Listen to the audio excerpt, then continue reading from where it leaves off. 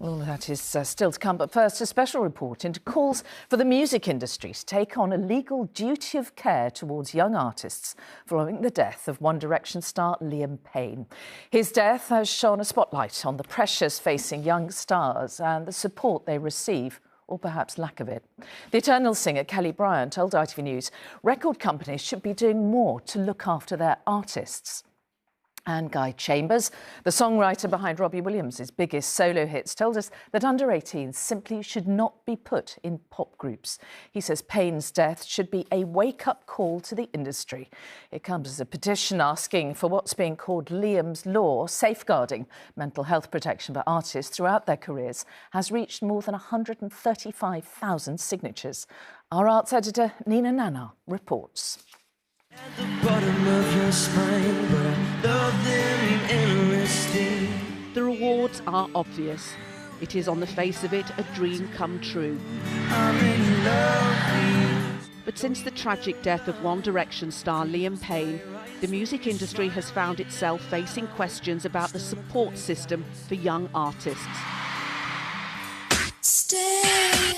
Kelly Bryant is all too familiar with the highs and lows of pop stardom.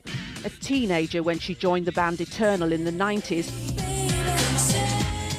It's what happened after that initial rush of international fame and millions of record sales that is, she says, the problem. I was 15 when I joined the band, and it was my get out of jail free card. I was like, great. I think the difficulty comes when you're at the other side of that. You know, up until that point, somebody's taken your passport, somebody books your flight, somebody books your cars. Your day is completely scheduled from the moment you wake up to the moment you go to sleep.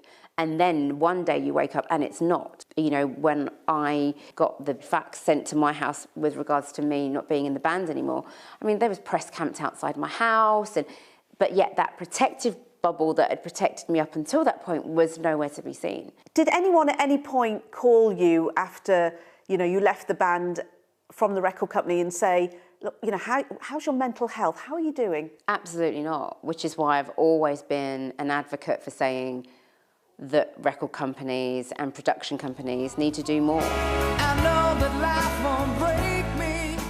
Robbie Williams has been remarkably open about his mental health struggles.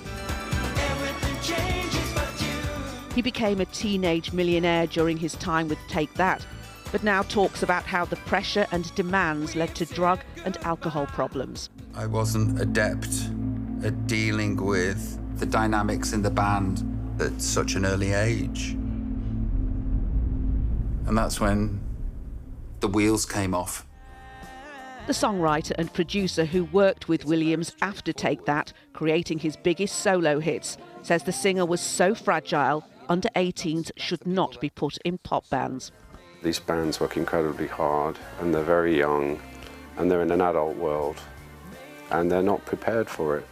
It would seem, looking on, that the record companies that obviously are prospering with these amazing artists should have done something an awful long time ago. I actually think that labels, when they sign young bands, should make them employees of the labels. So then they have a duty of care to look after them and give them, you know, there should be weekly therapy for a band like that. But I do think it's a wake-up call for, you know, new musicians, young musicians coming into the industry, that they are protected. And I think we need to have better protections, for sure.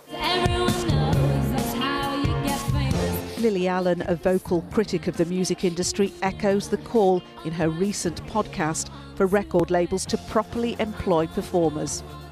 The artists are freelancers, so they are independent companies, independent entities that are licensed by these record companies and by publishers and whoever else. And so they don't have a duty of care. They don't have a duty of care because everyone is self-employed. In recent years, it is the broadcasters who faced urgent questions about the welfare of TV contributors. Now the spotlight is on the record industry, and its trade body, the BPI, has responded, saying there is today so much more focus on the well-being of its artists and the pressures they face, with a number of organisations offering support. I could make you happy, make your dreams come true. Other performers like Rebecca Ferguson, who found fame on The X Factor alongside One Direction, have spoken out about the long-term toll on their life.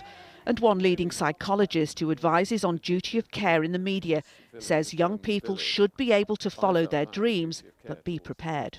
There's a role for young people to think quite carefully about what they're expecting if they want to take a career or go towards a career in this sort of arena, and to recognise that it's not all sweetness and light. And I think the sorts of cases that we've heard about recently hopefully will show young people that it is a very risky world.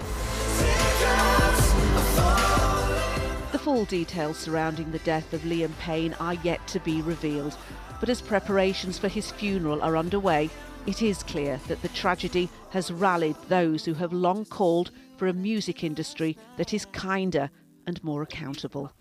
Okay. Nina Nanar, ITV News.